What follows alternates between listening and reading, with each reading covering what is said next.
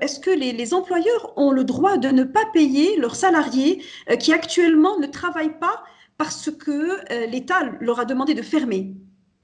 Euh, un, fermer l'établissement, c'est une obligation. Deux, ne pas payer les salariés, non. D'accord. Parce que on a deux types de situations. On a les établissements concernés de transport, de restauration, des hôtels qui ont été obligés, bien sûr, par les instructions des pouvoirs publics à fermer complètement. Ça veut dire Oui.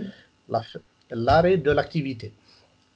Il y a le deuxième cas, c'est que les gens, il y a des entreprises qui ont libéré la moitié de leurs salariés, conformément aux instructions aussi de l'État. Les deux situations sont similaires. Comment faire? Est-ce qu'ils vont payer ou non? Actuellement, il y a le cas de force majeure, mais le salarié n'est pas responsable de cette situation. Il y a un contrat de travail.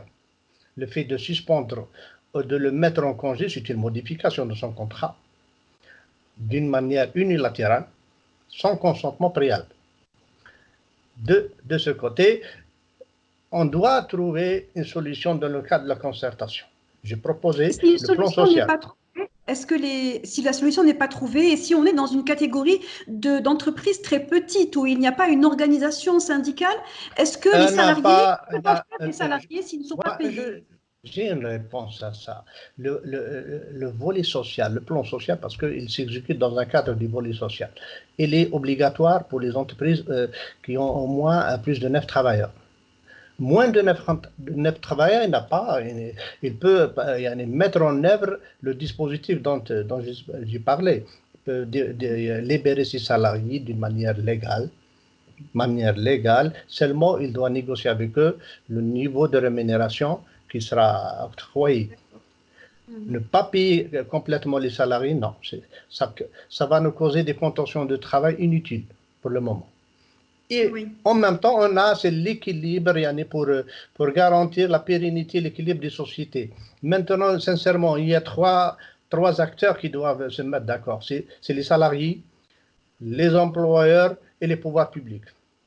Et ils font une intervention des pouvoirs publics pour porter aide et assistance aux employeurs et aux entreprises pour sauvegarder les emplois. L'État dispose d'un mécanisme de soutien et d'accompagnement pour les sociétés en difficulté par le biais de l'ACNAC. Elle est présente dans 48 wilayas.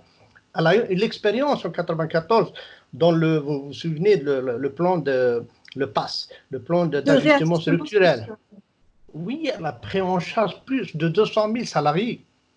Alors, elle a une expérience pour prendre en charge une partie, au moins, des dépenses des sociétés en ces moments difficiles.